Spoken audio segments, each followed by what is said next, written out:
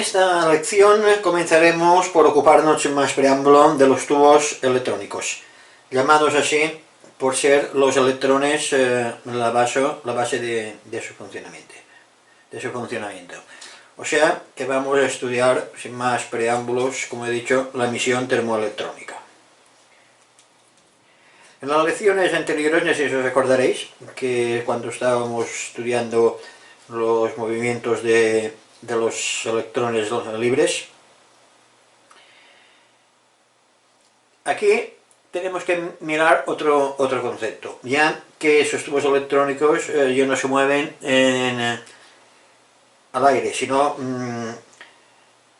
se mueven en un espacio vacío. En efecto, dichos tubos están formados por una envoltura que se llama bulbo, ya veremos más adelante. Usualmente suele ser de vidrio, donde se ha practicado el vacío casi absoluto. A tal efecto, se hace uso de la emisión termoelectrónica, consistente en la emisión electrónica por un metal calentado a elevada temperatura. Los electrones emitidos son aquellos que se hallan libres en el metal, donde se mueven, como dijimos antes, desordenadamente, cambiando de dirección de un modo continuado, como ya digo, como dijimos en otras lecciones. En condiciones normales, dichos electrones no pueden salir del metal, al no poseer la energía suficiente para superar el obstáculo constituido por los átomos que se encuentran en la superficie del mismo metal. Para comprender en qué consiste dicho obstáculo, examinemos el dibujito que hemos hecho aquí, en el que se indican algunos átomos superficiales de un metal, o sea que los que separan el interior del metal al espacio exterior. Para salir del metal y alcanzar el espacio exterior, los electrones libres han de pasar a través de dichos átomos.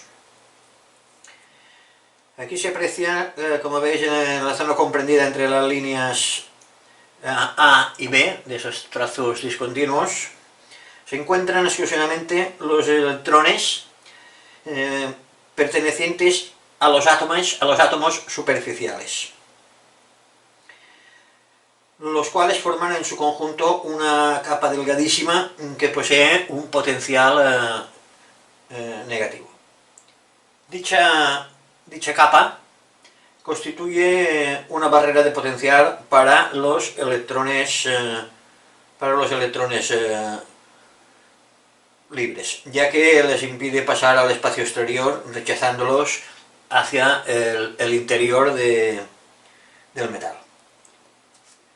A fin de que los electrones libres puedan pasar el obstáculo formado por la barrera de potencial y salir, por supuesto, al metal al exterior, hay que aumentar su energía, cosa que se puede conseguir de varios modos, pero nosotros nos vamos a centrar en los que nos interesa a nosotros, que consiste en aumentar la temperatura del metal. La mayor energía que los electrones adquieren al incrementar la temperatura del metal se traduce en un aumento de velocidad.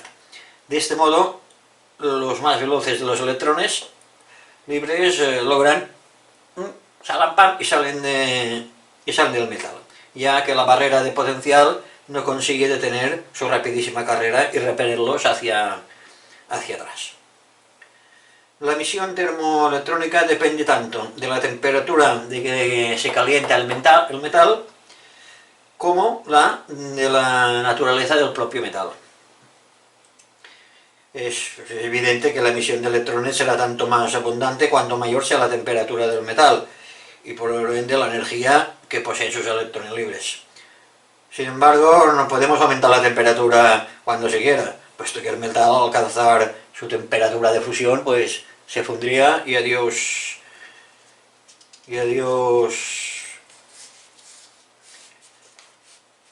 Adiós emisión. Para obtener la misma emisión de electrones con metales distintos hay que calentarlos a temperaturas que difieren sensiblemente de un metal a otro. En la práctica, los electrones necesarios para el funcionamiento de los tubos se obtienen de metales que suministran una buena emisión de temperatura, no demasiado altas, pero sí lo suficientemente alejadas del punto de fusión. Otra cosa también que tenemos que tener presente es que aunque sea una temperatura ideal y para la máxima emisión de electrones, no emiten electrones de modo indefinido, ya que después de un cierto número de horas de funcionamiento de los tubos sufren alteraciones a consecuencia de las cuales se reduce considerablemente el número de electrones emitidos. En estas condiciones se dice que el tubo está agotado, ya que prácticamente se está inutilizado. Porque claro, ahora ya si se deteriora el metal, pues ya no hay el mismo número de electrones disponibles para su correcto funcionamiento.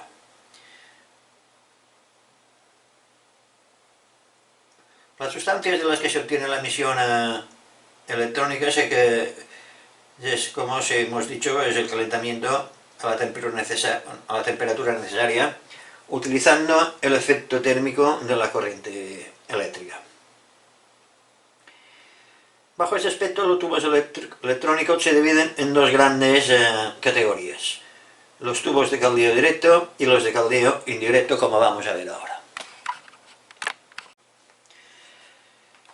En los tubos de caldeo directo, que es este de aquí, el elemento destinado a la emisión de electrones adopta la forma de un hilo o de una placa muy delgada y se hace recorrer por una corriente de intensidad adecuada para calentarlo a la temperatura que se requiera. Dicho elemento recibe el nombre de filamento, que es esto de aquí.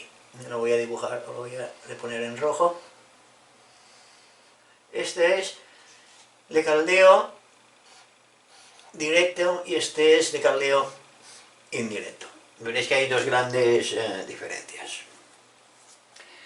Pues este se llama, le dicen filamento. El hilo o la placa que constituye el filamento suelen estar dobladas sobre sí mismos y dispuestas en el bulbo, que es la ampolla de cristal. Voy a coger el puntero, que si no tapo con la mano. Entonces, la ampolla de cristal, dentro al vacío hay puesto el filamento y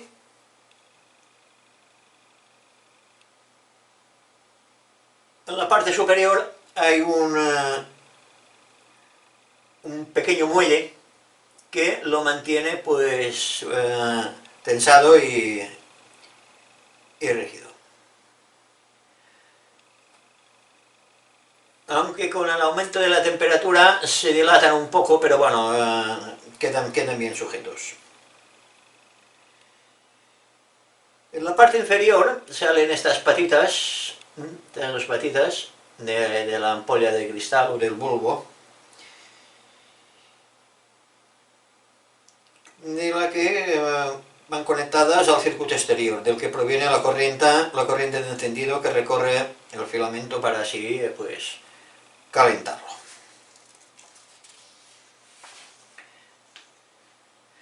Se dice que el tubo se calienta porque cuando se pone funcionando puede verse a través del bulbo de cristal que su filamento quiere un color rojo más o menos intenso. Recordemos pues que en los tubos de caldeo directo, el propio filamento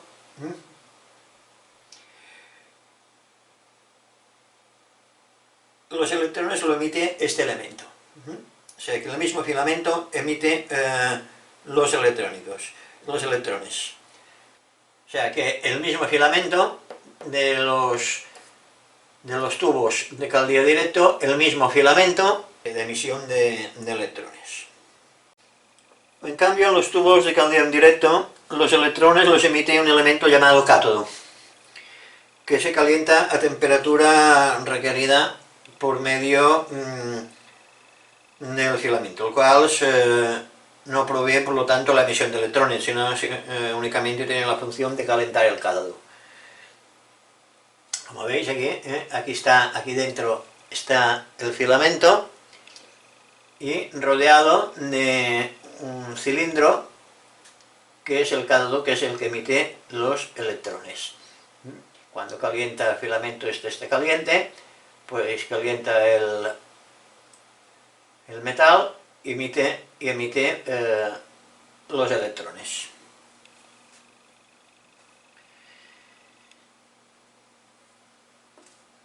Aquí abajo podemos ver, ahora la voy a enseñar más que nada por curiosidad, a ver si no movemos mucho la cámara.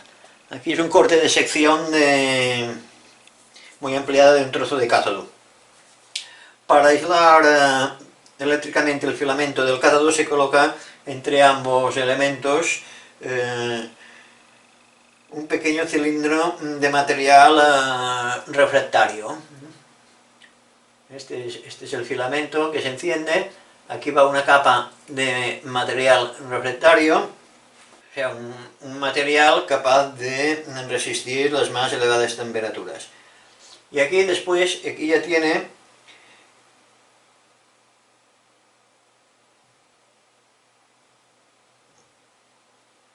un pequeño cilindro de níquel sobre el cual se ha depositado la capa de óxido de bario y de estroncio, en la que se produce la emisión de electrones.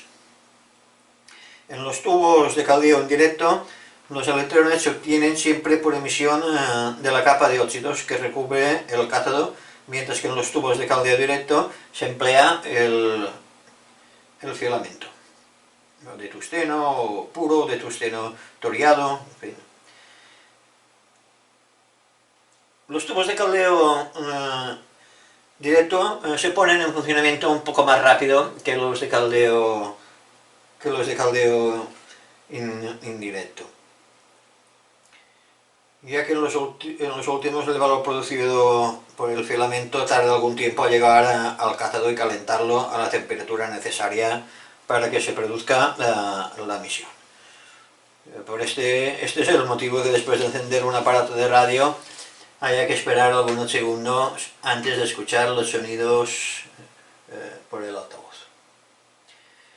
Los tubos de caldeo indirecto, estos de aquí, presentan una ventaja bastante grande sobre los de caldeo directo, y es que pueden encenderse con corriente alterna, la cual la obtenemos fácilmente de la red. O sea, los de caldeo directo, en cambio, requieren en casi todos los casos una corriente continua para su encendido, ya que la corriente alterna originaría unos inconvenientes en los cuales ya veremos en próximas lecciones. Bueno, los electrones emitidos por el cátodo se utilizan del modo deseado, disponiendo dentro del tubo otros elementos con los que es posible recogerlos o bien influir en sus movimientos. Porque claro, si solo tuviésemos el cátodo, pues los electrones ahí saldrían, pero no los podríamos aprovechar de ninguna manera. Todos los elementos que se encuentran en el bulbo de un tubo comprendido en el que emiten electrones se llama genéricamente electrodos. O sea que cada elemento sería un electrodo. Y los diversos tubos se distinguen entre sí por el número que tienen de electrodos. En los tubos de caldeo indirecto, el filamento no se incluye como electrodo, ya que no emite nada, no emite ni electrones ni nada, ni los recibe ni nada de nada, exclusivamente es para el caldeo, para el calentamiento del cátodo. En cambio, los tubos de caldeo directo, como hemos visto antes, sí que forma el electrodo, es el filamento. Acordaos de la diferencia esta. Normalmente casi todos los tubos de los receptores de radios utilizan lámparas de caldeo en directo, excepto alimentadores, o sea, rectificadores, en fin, ya lo iremos viendo. Ahora nos vamos a ocupar de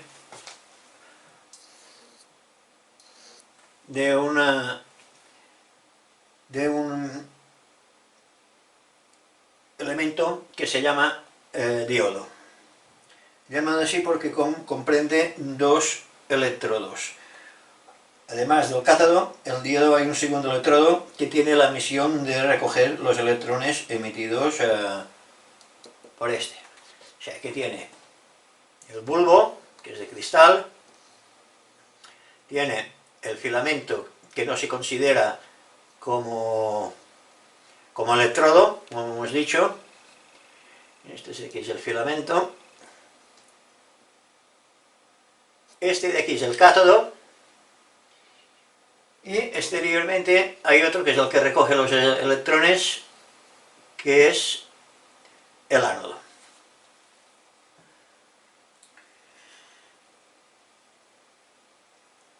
En los tubos empleados en los receptores de radio, el ánodo está constituido por un pequeño cilindro de níquel dispuesto en torno al cátodo y unido a una patilla adecuada que sirve para conectarlo al circuito. O sea que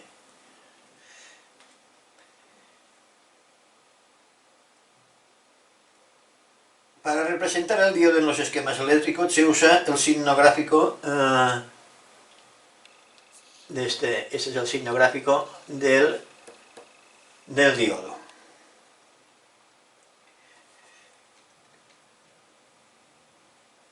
Veis que en este caso se indica el filamento también,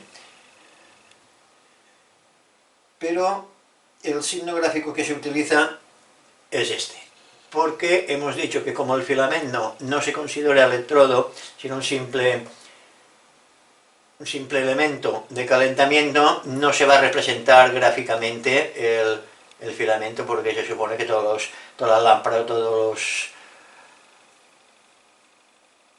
todas las válvulas electroiónicas tienen que tener un filamento. Normalmente no se representa, y se representa siempre así. Hay esquemas en que sí que los vais a encontrar que representan el filamento, pero generalmente no lo representan.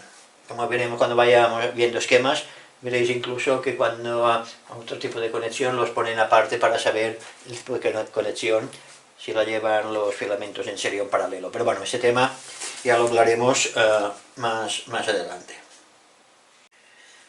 Como hemos dicho antes, el ánodo tiene la misión de recoger los electrones emitidos por el cátodo. Esto se produce cuando el ánodo se halla a un potencial positivo con respecto al cátodo. Esto se produce cuando, ya que solo en este caso puede traer los electrones que están cargados negativamente. Para llevar el ánodo a un potencial positivo con respecto al cátodo, se puede utilizar una batería conectada, su polo positivo al ánodo y su polo negativo al cátodo. En este caso hay entre el ánodo y el cátodo del diodo la misma tensión proporcionada por la batería, que le hemos puesto BA, batería anódica. La tensión existente entre el ánodo y el cátodo se llama tensión anódica y se indica con las letras VA. Los electrones emitidos por el cátodo llegan al ánodo moviéndose dentro del tubo en el sentido indicado por la flecha. Cuando los electrones alcanzan el ánodo, repelen de este electrodo un número igual de electrones que son atraídos por el polo positivo de la batería. Por otra parte, los electrones que en el cátodo han cedido al ánodo son reemplazados por otros tantos electrones procedentes del polo negativo de la batería. La circunstancia de que los electrones emitidos por el cátodo sean sustituidos por otros suministrados por la batería no debe inducirnos a pensar que el tubo pueda funcionar independientemente sin agotarse. El tubo se agota porque después de un largo periodo de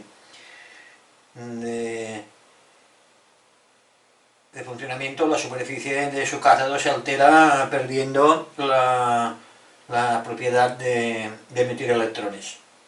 El desplazamiento de los electrones del ánodo de la batería y de este al cátodo forma una corriente que recibe el nombre de corriente anódica, que se indica con IA.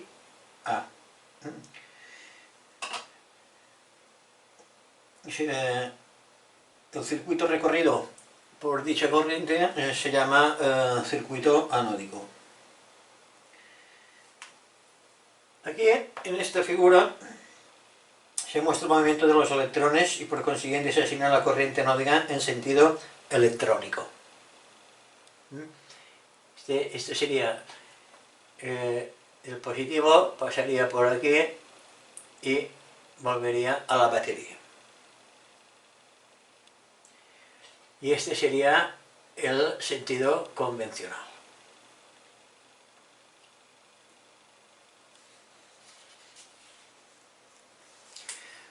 O sea que tenemos que tener en cuenta que a partir de ahora nos referiremos sentido electrónico cuando hagamos de considerar el comportamiento de los electrones en el interior del tubo, utilizaremos el sentido electrónico. Y en cuanto tratemos del circuito por fuera, trataremos el sentido convencional de la corriente. Como no sé si os acordáis que ya lo comentamos en lecciones anteriores. Bueno, si nos atenemos a los circuitos estos, pues decimos, bueno, ¿y esto aquí para qué sirve, no? Pues por aquí circula corriente y ya está, y no solucionamos nada. Pues, ¿qué misión puede tener esto? Pues supongamos que en vez de este circuito tenemos este, en que han cambiado las polaridades de la batería. De esta manera, el ánodo resulta negativo con relación al cátodo. Y, por ende, claro, repele los electrones emitidos por dicho electrodo en lugar de traerlos como antes. Al no producirse transferencia de electrones entre los dos electrodos, el circuito donde se haya inserto el diodo queda interrumpido y por lo tanto no puede circular la corriente alguna. O sea, aquí ya no hay corriente porque no hay circulación de electrones. Vemos pues que el diodo es un elemento que goza de la propiedad de dejar pasar la corriente eléctrica solo del cátodo al ánodo. O sea, solamente deja pasar la corriente del ánodo al cátodo y nunca del cátodo al ánodo. Precisamente de esta propiedad del diodo se deriva su utilidad, por ejemplo, lo que atañe a la transformación de la corriente alterna en corriente continua. La primera operación que se realiza en el curso de dicha transformación es la rectificación. O sea, rectificamos la corriente alterna para conseguir otra corriente que circula en solo sentido. Eso es lo que hace el diodo. Se transforma la corriente, rectificar la corriente alterna en corriente continua. Vamos a verlo gráficamente. Supongamos ahora el circuito este, que tenemos conectado aquí a un generador de corriente alterna. En un circuito que tenemos puesta una resistencia en serie con el diodo. ¿Qué pasa? Pues que la corriente, cuando sea positivo, aquí la corriente atraviesa el diodo, atraviesa la resistencia y vuelve al generador. Pero ¿qué pasa cuando invierte la polaridad del generador?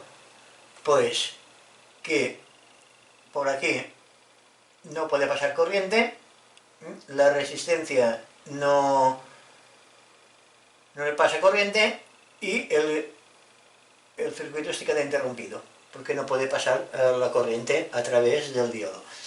Pero ¿qué pasa cuando vuelve a ser positivo, aquí el punto es del generador?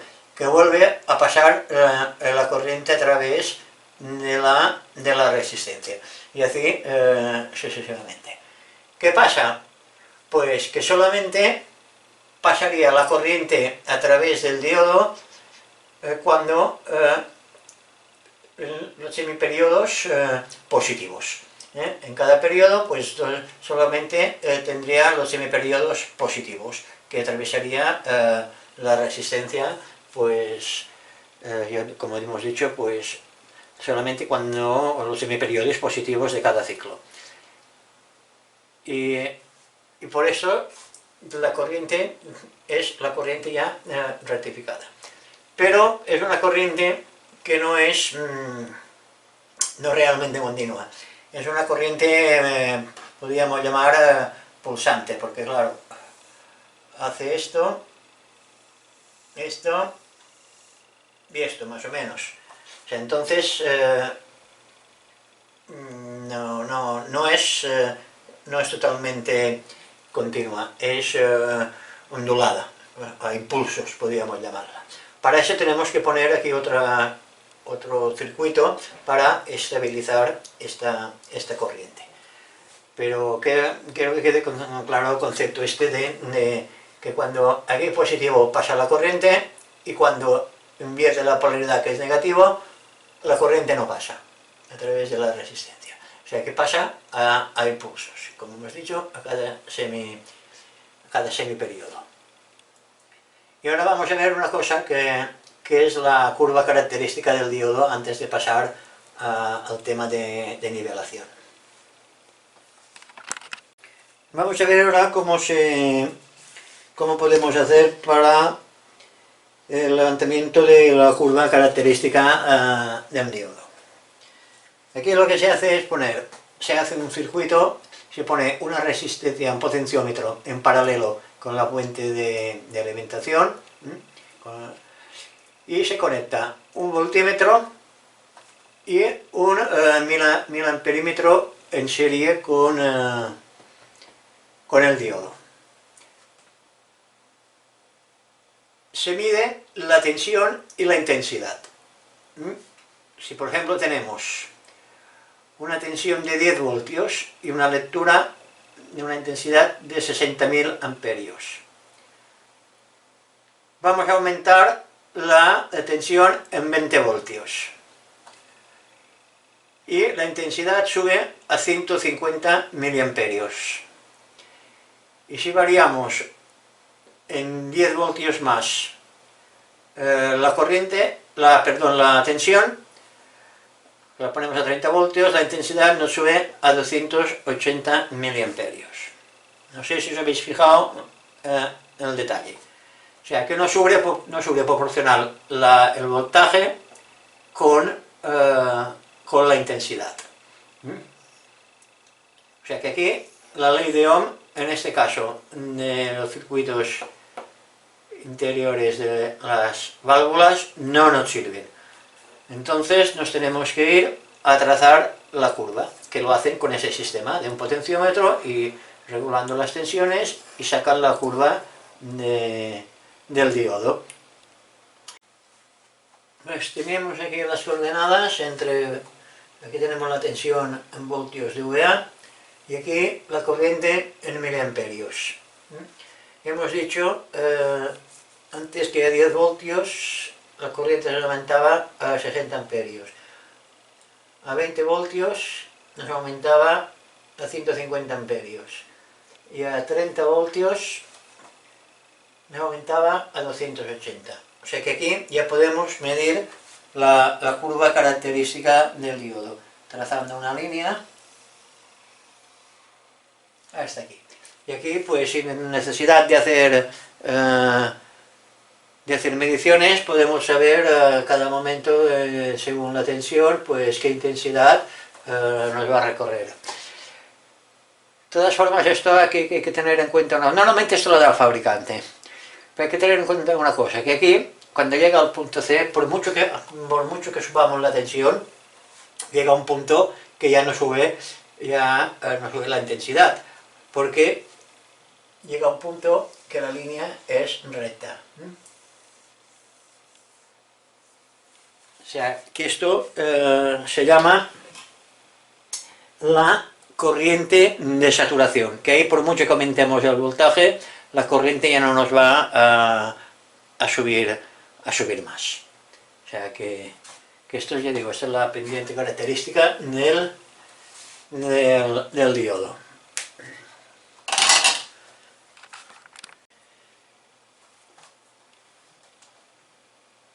Bueno, recordaos que cuando estábamos viendo el circuito este perdón, del diodo, dijimos que cuando es positivo que lo atraviesa y cuando es negativo no hay corriente.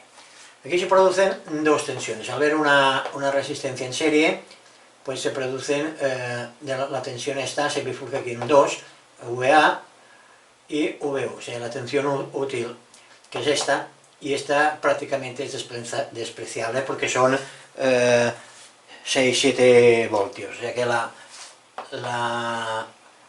tensión útil es esta. Por aquí circula la corriente y cuando invierte la polaridad, pues no circula corriente.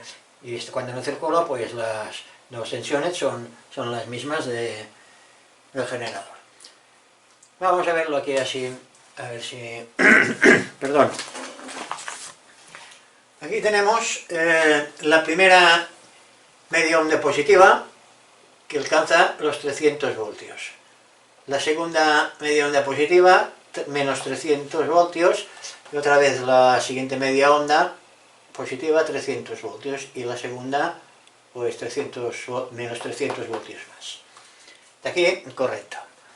¿Qué pasa con la corriente? Pues que la corriente lo atraviesa en los semiperiodos positivos, que son 60.000 amperios, en la segunda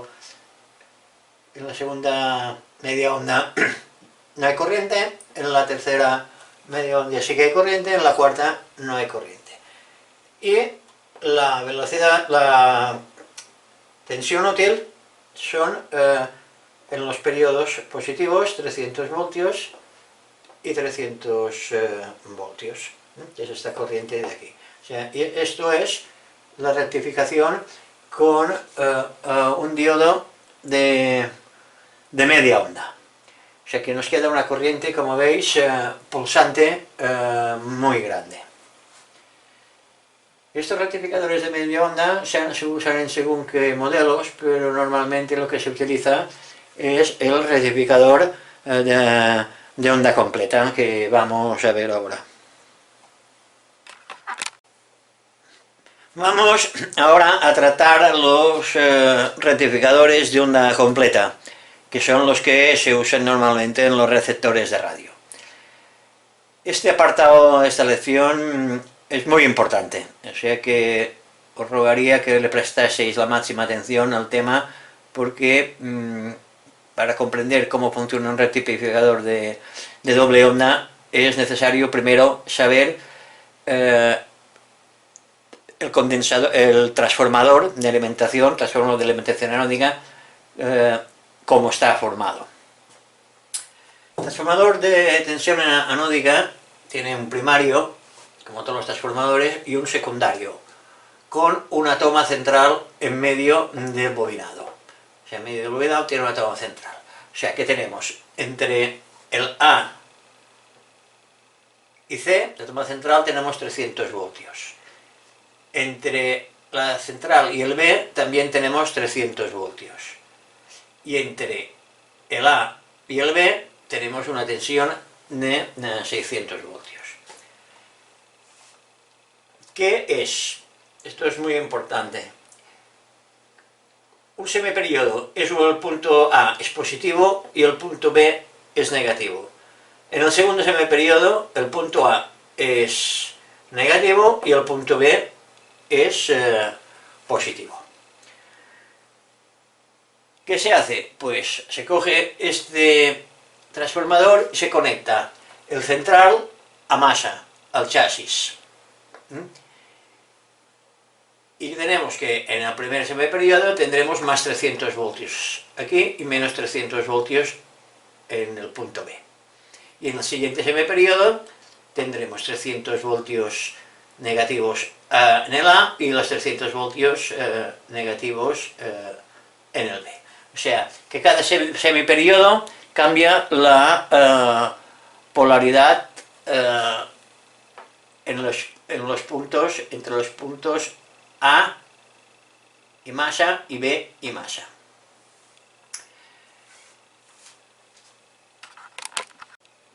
Pues podríamos decir que aquí podríamos tener dos diodos rectificadores de media onda. Si ponemos esto aquí, pues cuando este es positivo, conduce, pasa la resistencia. Cuando es negativo, y aquí cuando es negativo, pues no conduce. Y ahora al revés, el otro semiperiodo conduce pasa por aquí, pasa a resistencia y a masa. O sea, este es el positivo y este es el negativo.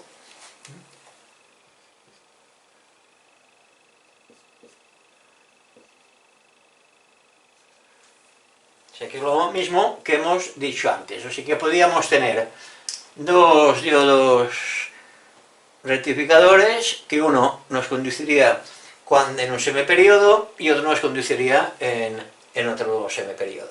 ¿Y esto cómo lo podemos resumir? Pues lo podemos resumir en el siguiente circuito que os voy a enseñar. Suponiendo que tengamos este circuito, un transformador, entrada alterna de la red, y una salida, como hemos visto antes, igual, de 300 más 300 con una toma central. Y conectamos dos diodos y los unimos, los dos cátodos, a la resistencia y la resistencia a masa. ¿Qué pasa cuando en un semiperiodo el punto A es positivo? Conduce este diodo, la corriente, deja pasar la corriente por aquí, atraviesa la resistencia y a través de masa vuelve otra vez al transformador. Y en cambio, por la otra parte, como es negativo, aquí no hay paso de corriente y la corriente de aquí no puede pasar porque el diodo se lo impide. ¿Qué pasa cuando cambia el semiperiodo? Pues a la inversa. El punto A por aquí no puede conducir y el punto B conduce a través del diodo, pasa por el diodo, la corriente atraviesa la resistencia y a través de masa se va al transformador. En los dos casos siempre tenemos 300 voltios entre estos puntos. En el punto central de los dos diodos tenemos 300 voltios. En cada semiperiodo siempre tendremos aquí 300 voltios. Por eso el tema era el porqué en la toma central del transformador de alimentación anódica. Para efectuar esto precisamente. O sea, con dos diodos podemos tener una onda rectificada a onda completa. Porque aquí rectifica media y en el semiperiodo, pues al revés, rectifica el otro media semiperiodo. Y aquí siempre tendremos la corriente rectificada. Dos diodos no se usan. No se usan por la razón que ahora os voy a explicar. Pero antes vamos a ver, para que queden los conceptos más claros, vamos a ver una gráfica. Pues aquí tenemos una gráfica con la primera, dividido en la primera media onda, la segunda media onda, la tercera media onda y la cuarta media onda. En la primera media onda, la corriente atraviesa el diodo A, que lo hemos pintado en azul. atraviesa pues los 60.000 amperios, y en la tercera semiondia también atraviesa la corriente el diodo A, aquí atraviesa el diodo A. ¿Qué ocurre con el diodo B? Pues que lo atraviesa cuando ha invertido la polaridad. O sea, el diodo B atraviesa la segunda media onda y la cuarta media onda. O sea que el diodo A atraviesa la primera y la tercera semionda. Y el diodo B atraviesa la segunda y la cuarta. ¿Qué obtenemos en el punto este que hemos marcado al punto intermedio? Pues que tenemos 60.000 amperios en cada semionda. Y la tensión en los terminales de la resistencia serán también en cada periodo 300 voltios, como hemos visto. Y este es la corriente rectificada. Pero veis que ya está mucho más rectificada que en el rectificador de media onda, pero hay los picos, o sea, no está totalmente estabilizada. Entonces, ¿qué se hizo? Pues se inventó una lámpara que es un doble diodo. Lleva un cátodo y dos ánodos, que van conectados a los puntos que antes llamábamos A y B, o sea que, y el central que va más A, y luego se conecta el cátodo o la resistencia, bueno, o la carga, y a masa. Y este es el circuito que habéis montado en la lección anterior, que es nuestro alimentador anódico, a falta del filtraje, que ya hablaremos más adelante.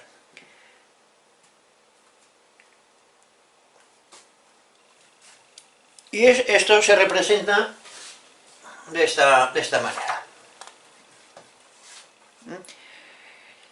Esto es el símbolo gráfico del doble diodo.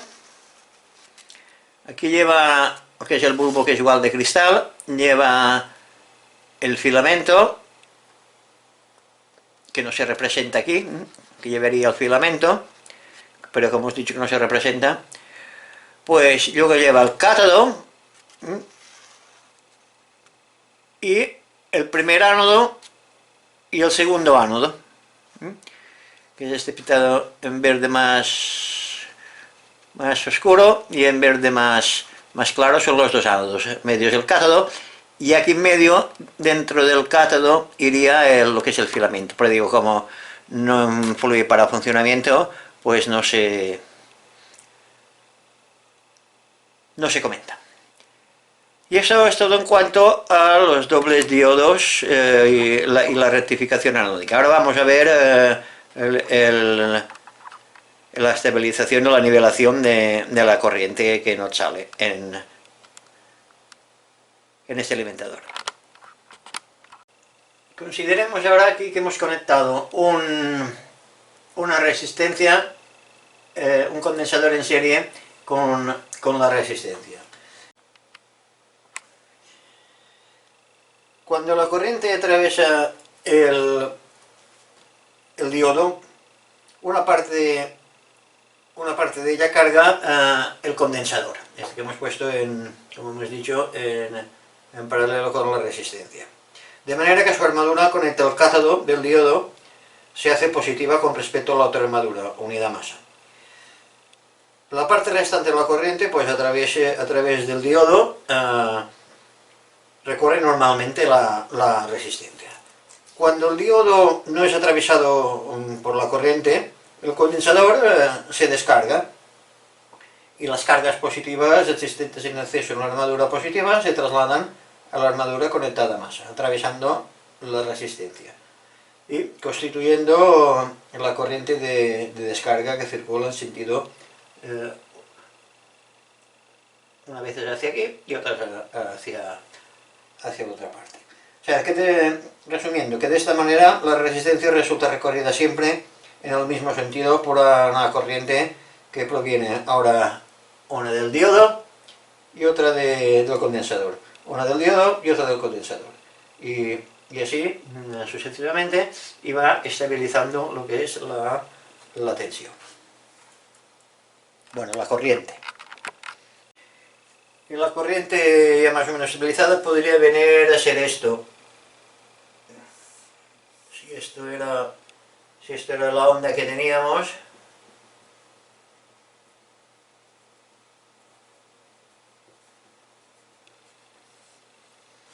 después de ponerle el condensador obtendríamos pues esto.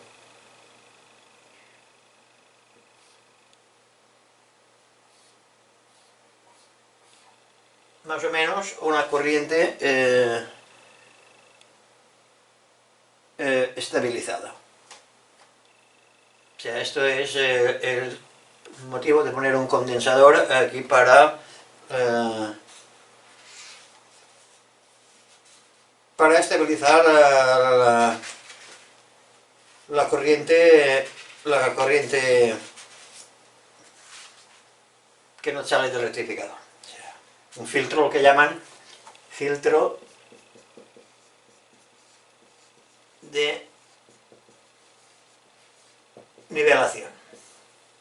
Es este de aquí.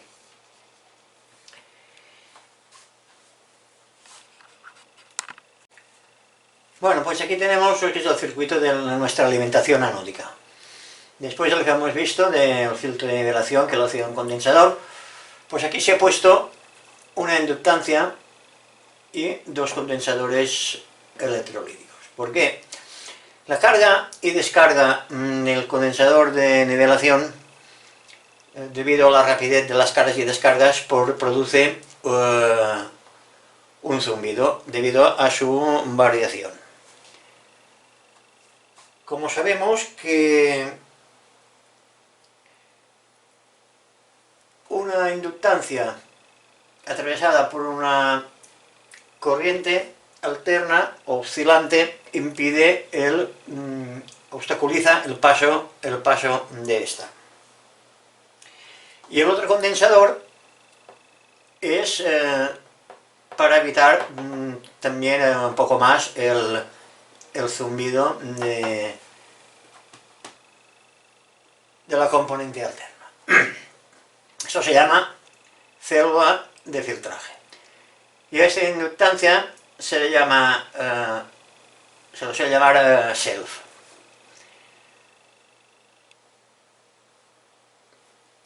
Y os encontraréis muchas veces que muchos aparatos en el esquema llevan self y el aparato lleva una resistencia, porque esto es bastante difícil de encontrar. Y si no, se pone también, en vez de, si no hay un self, a veces se pone una resistencia bobinada. Y ya tenemos todo lo que es el tema de la alimentación anódica pues terminado. Hemos visto que hay un diodo, el doble diodo, hemos visto su funcionamiento y ahora lo que vamos a hacer es terminar de hacer las comprobaciones que dijimos del alimentador anódico. Y en la próxima lección veremos otra válvula que es muy interesante, que será el triodo, que se llama triodo por llevar 3 electrodos. Esto ya será en la próxima lección. Bueno, aquí nos faltaría, como es lógico, el filamento, que hemos dicho que no lo vamos a representar porque no influye para nada en el funcionamiento de las lámparas. Bueno, esto ha sido en todo cuanto a la teoría. Ahora ya sabéis por qué funciona un alimentador anódico y qué componentes lleva.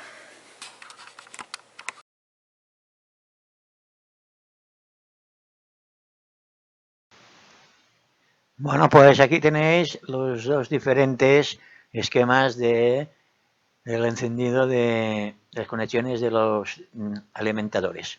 Aquí tenéis otro alimentador que esto no lo vais a encontrar muy a menudo, pero bueno, os lo pongo porque también existe. Aquí os dejo pues todo tipo de el encapsulado de lámpara, los más usuales, con sus zócalos.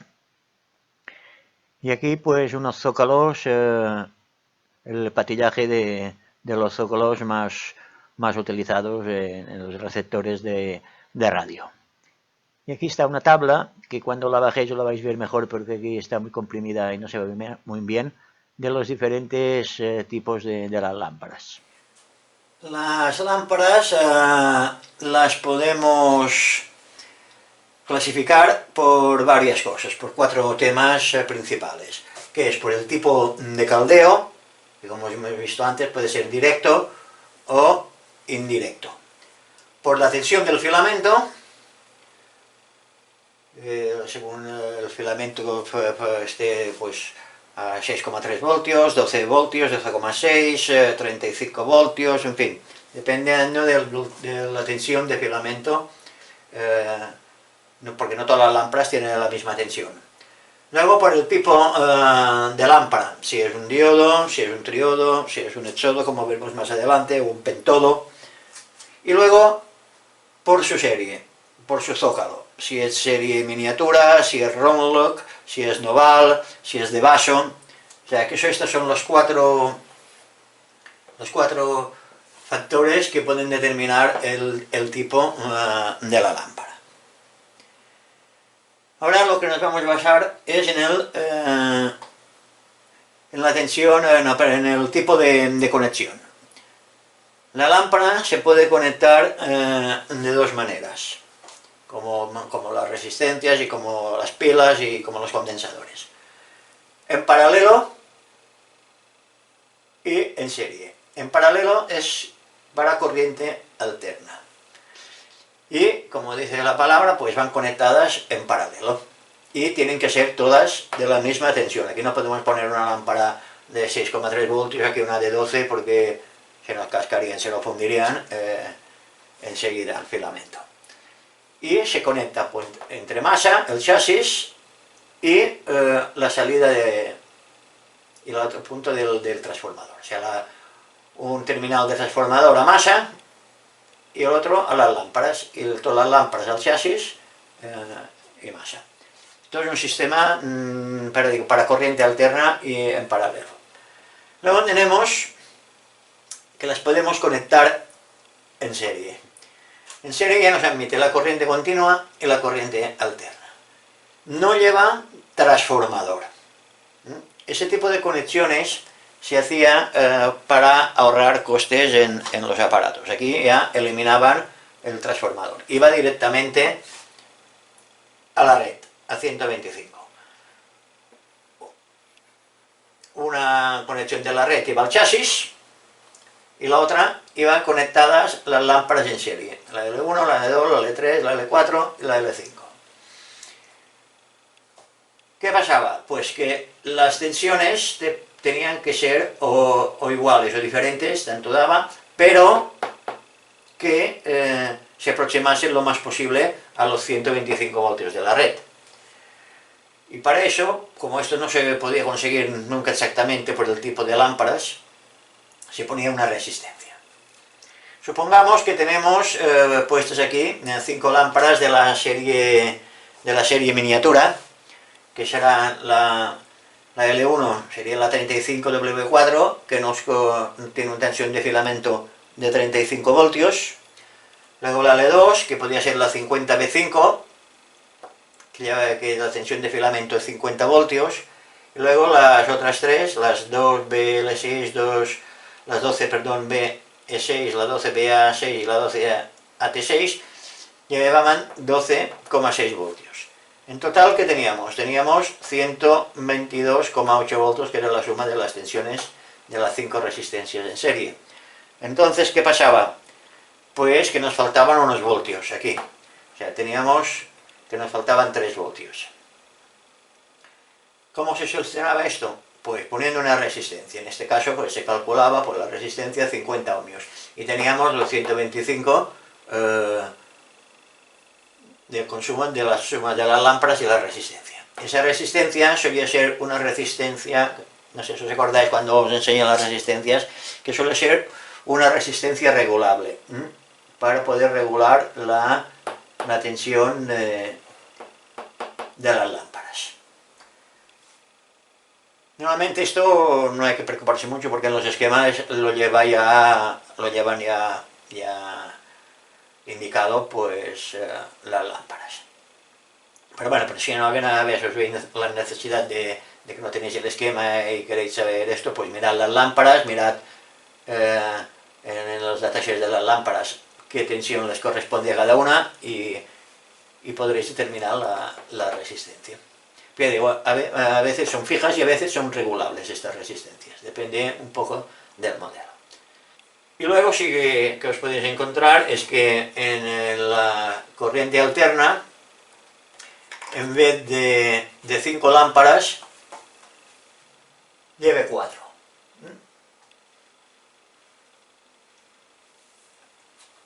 ¿Se va? ¿Por qué? Pues muy sencillo, porque hemos dicho que si es una rectificadora de caldeo directo, el filamento suelen ir alimentados a 4 voltios y el filamento es el cátodo. O sea que tendréis que tener una alimentación de 6,3 voltios que irán a estas 4 lámparas y la rectificadora irá a otra salida del transformador de 4 voltios. Bueno, pues este ha sido todo en cuanto al tema del servicio de lámparas de esta lección.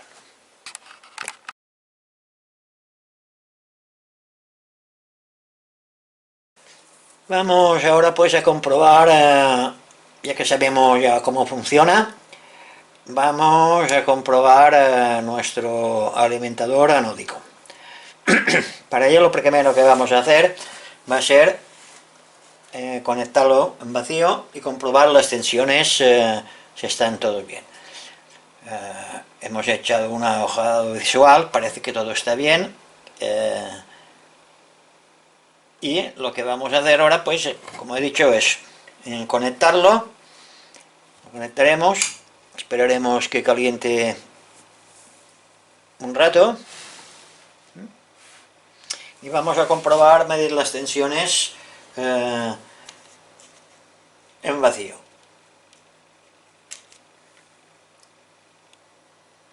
Conectaremos un terminal a masa del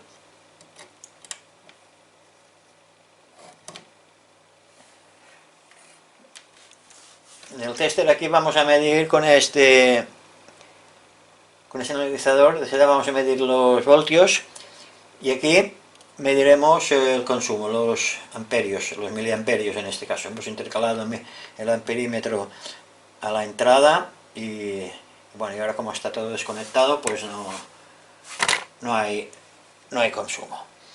Ahora lo que vamos a medir es la tensión de filamento, que tenemos esta banana aquí, y nos tiene que dar en alterna,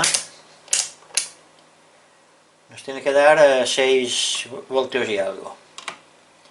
Lo medimos, 6,4, tenía que ser 6,3, bueno, 6,3, 6,4, o sea que esto está, la tensión de filamento está perfecta.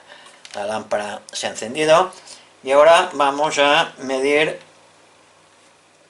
la corriente anódica en vacío, o sea, la salida del...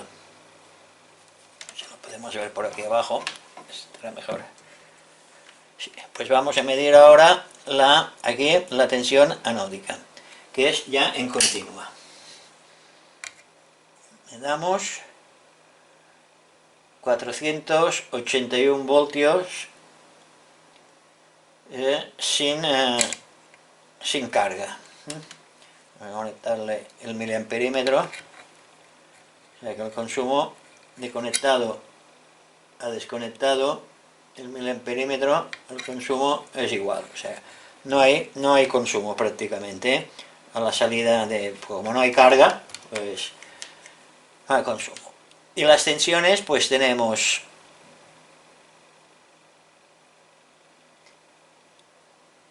las tensiones de salida del transformador, que serán en alterna.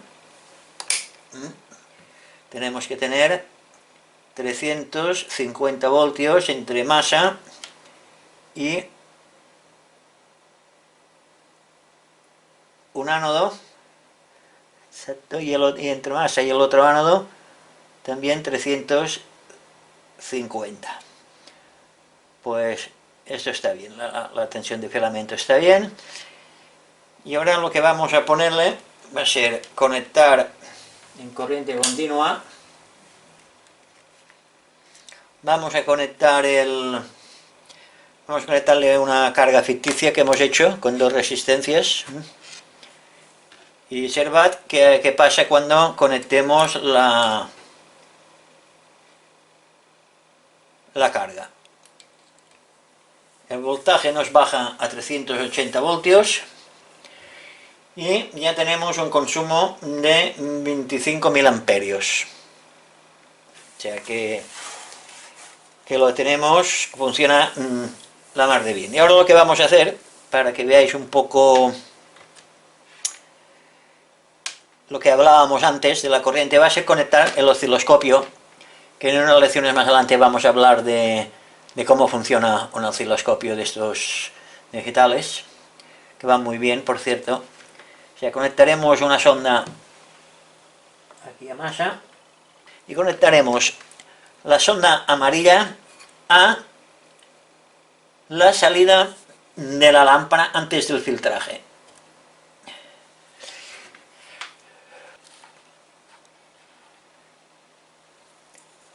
Pues hemos conectado la sonda, que es el trazo amarillo, lo hemos conectado a la salida de la lámpara rectificadora.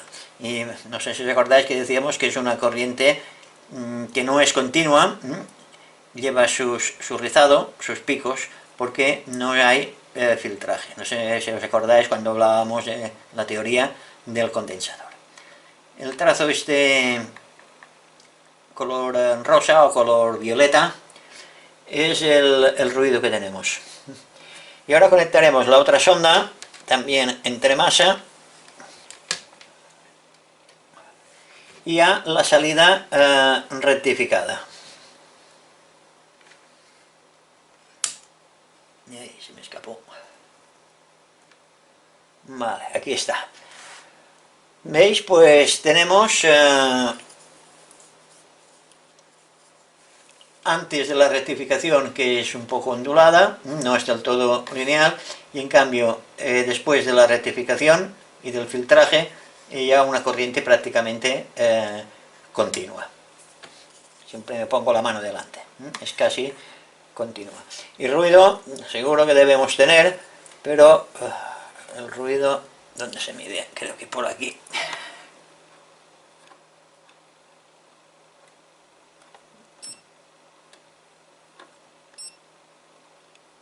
Ahí anda. Bueno, no hay mucho, pensaba que habría más. No hay mucho ruido. Pero bueno, y esto ha sido todo. O sea, podemos decir que tenemos el alimentador anódico que nos funciona perfectamente. Con una carga, y tenemos un consumo de 25. Vamos a ponerlo sin el zoom. Tenemos un consumo de 25.000 amperios, 384 voltios y el filtraje, como veis, funciona perfectamente. Si no tenéis osciloscopio, no os preocupéis, que no pasa nada. Esto más que nada es para confirmar lo que dijimos en la parte teórica, que la salida de la lámpara necesita un nivelaje. Y esto ha sido todo. Vamos a quitar todos los cacharros y vamos a coger y aparcar el alimentador para cuando tengamos el receptor ya para probar, pues conectarlo y que nos dé la alimentación. Vamos a hacer ahora el transformador de alta frecuencia, como dijimos antes, sobre un soporte cilíndrico que hicimos, recordáis en la lección anterior, y esto es muy importante porque de ello depende el buen funcionamiento o no del receptor de radio. Este lleva tres bobinados. Lleva un bobinado de antena, un bobinado de sintonía y un bobinado de reacción. Ya tres bobinados. El primer bobinado lleva 50 espiras, el segundo lleva 90 y el tercero lleva 40. ¿Qué haremos para ello? Pues muy fácil. Primero de todo, marcaremos la partida. Marquemos aquí y haremos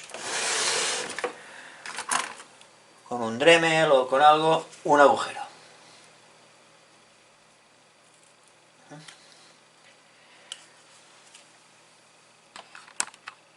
El agujero, como es lógico, tiene que traspasar el... Ya está.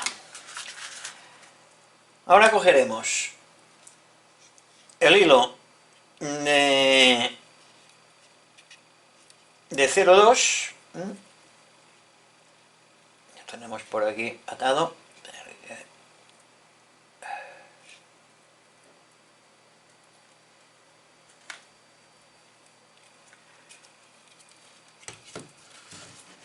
Y lo pasaremos un extremo por el agujero, dejando un trozo bastante largo. Y ahora necesitamos algo que vais a saber qué es. ¿Qué diréis? Esto. Pondremos el carrete por aquí abajo y un libro. ¿Por qué? Porque así tendremos siempre el hilo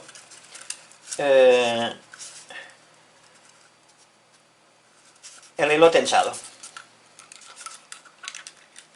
Y vamos a empezar a bobinar.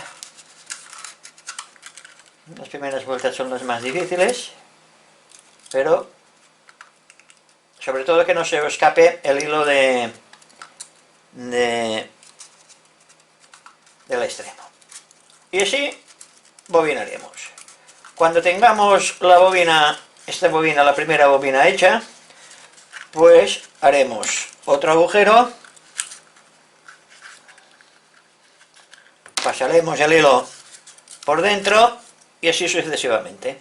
Cuando terminemos una bobina y empecemos otra, tenemos que dejar un espacio de 10 centímetros, de 10 milímetros más o menos. Y cuando tengamos todo el bobinado hecho, pondremos unos soportes para conectar los... Bueno, esto lo podéis hacer de dos maneras, o dejando el cable bastante largo o poniendo unos terminales pequeñitos aquí y es más cómodo. Y luego lo barnizaremos todo. Cuando lo tengamos todo barnizado, le pondremos aquí una L para sujetar la bobina en vertical o en horizontal. Esto ya depende de cada uno, no importa si está así o si está así. Bueno, pues os voy a dejar mientras tanto unas láminas que explica todo esto del bobinado y mientras veis las láminas yo terminaré de hacerlo y le pondré el barniz. Aquí tenemos el conexionado, el esquema eléctrico del transformador de alta frecuencia. Como hemos dicho, el primer arrollamiento, que es el de antena, tiene 50 espiras y está marcado con los terminales 1 y 2. El segundo arrollamiento, que es el de sintonía, lleva 90 espiras y está marcado con el terminal 3 y 2. ¿Por qué el 2? Porque estos son los mismos que van juntos, van a masa. Y luego tenemos el arrollamiento de reacción de 40 espiras, que es el 4 y el 5. De hilo hemos dicho de 0,2 y la separación entre las espiras son 10 milímetros. Aquí tenemos un dibujo de cómo están las bobinas colocadas sobre el soporte. Primer reglamento, el de antena, el segundo de sintonía y el tercero el de reacción, con sus correspondientes terminales y un agujerito aquí para poner el soporte para fijar la bobina. Y aquí, bueno, aquí os podéis hacer una idea de cómo es el transformador ese de alta frecuencia. Y esto son la numeración de los terminales de transformador de alta frecuencia. El 1, el 2, el 3, el 4 y el 5. Podéis preguntaros, ¿cómo es que si hay 3 bobinas tienen que ser 6 hilos?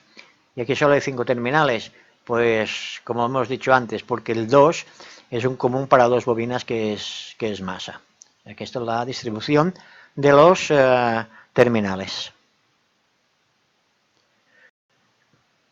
Bueno, pues aquí se ve lo que hemos enseñado antes. El sistema para enrollar el cable sobre el soporte. O sea que, como hemos visto antes, la bobina y el enrollamiento. Una cosa es importante, que quiero hacer matizarlo aquí. Tienen que estar siempre enrolladas en el mismo sentido. O sea, siempre enrolladas en el mismo sentido y marcar las entradas y salidas de los cables, de los terminales de las bobinas. O sea, yo lo que hago es, ponerles un nudo, 2 nudos o 3 nudos, que es la salida 1, la salida 2 y la salida 3. Y así no me equivoco a la hora de conectarlos. Y insisto, y siempre hay que enrollar en el mismo sentido. Y lo que decía del truquillo de poner el libro para que la bobina no se desenrolle y el hilo esté siempre tensado. O sea que pienso que con estos dibujos que os estoy aquí dejando, pues no tendréis ningún problema para hacer la bobina. De todas formas, todas estas láminas, estos dibujos, os lo voy a dejar en el archivo que podréis bajar de YouTube con toda la otra información técnica que os dejo.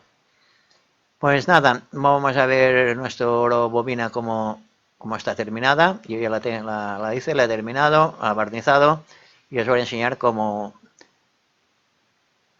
ha quedado. Pues esta es la bobina terminada. Tiene que quedar algo como esto, más o menos.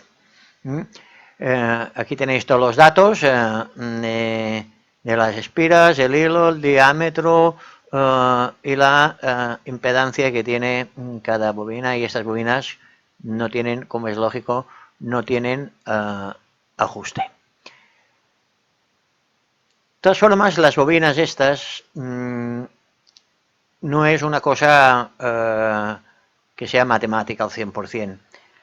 Porque dependiendo un poco de que si cogéis el hilo un poco más grueso, menos grueso, la distancia, el diámetro, luego influyen otros muchos factores también de los componentes que montéis, pueden variar algo. Pero bueno, seguro que os sirve, O sea que no tendréis ningún problema si hacéis la bobina, pues, así como os he dicho, de este tipo. Luego hay otros tipos de bobina que ya hablaremos más adelante, que tienen otras formas, se llaman de tela de araña, que tienen un factor Q mucho más alto y tienen mejor recepción. Pero bueno, esto ya es otro tema que ya hablaríamos más adelante, porque ahora no podemos liarnos con este tema. Pero lo digo para lo que lo sepáis, o sea que no tiene que ser forzosamente esta bobina. Puede ser otros tipos de bobina. Lo que sí que tiene que llevar siempre son los 3 arrollamientos estos. El de antena, el de sintonía y el de reacción. Esto, sean de una forma o sean de otra, estos tres siempre tienen que llevarlos. Bueno, pues nada, ahora ya lo que haremos seguidamente, ya que tenéis el transformador este ya hecho o a punto de hacer, vamos a empezar con el montaje mecánico del receptor, cuyo esquema os voy a dejar por aquí.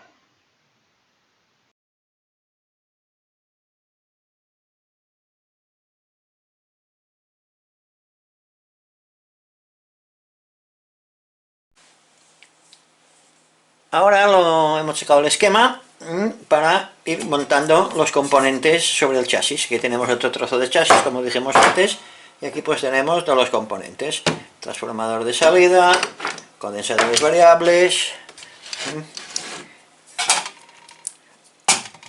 potenciómetro, los dos zócalos, unos conectores, unas bornas y el transformador de alta frecuencia. Pues ahora lo que vamos a hacer es ir montando todos estos componentes sin hacer las conexiones eléctricas, Las conexiones eléctricas ya las haremos más adelante. Se me había olvidado una cosa. Cuando describimos los materiales no hablamos de un elemento que, bueno, se me olvidó decirlo, pero bueno, que se supone. Se me olvidó porque yo siempre utilizo un altavoz de laboratorio, pues como es lógico siempre, después del transformador de salida tiene que haber un altavoz, porque si no, no oiremos nada, como es normal. Pero yo como utilizo este, pues se me olvidó, pero bueno, tenéis que también que gerenciaros un altavoz, que imagino que todos tenéis. Pues nada, vamos a empezar el montaje mecánico. Comenzaremos a montar los portalámparas y así sucesivamente. Pues ya está todo el montaje mecánico terminado. Por la parte superior hemos puesto el potenciómetro, los dos condensadores variables, el transformador de salida y el transformador de alta frecuencia. Luego tenemos aquí los dos zócalos, la toma de corriente anódica y la toma de corriente de filamentos. Por la parte posterior tenemos la toma de antena, la toma de tierra, y abajo pues hemos puesto una regleta de conexiones y una regleta de salida al altavoz. Bueno, pues ya tenemos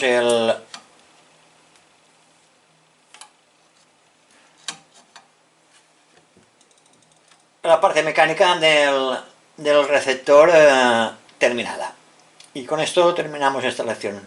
En la próxima ya montaremos la etapa de potencia y haremos el cableado eléctrico de la etapa de potencia. Pero antes tenemos que mirar cómo funcionan el tríodo y el pentodos.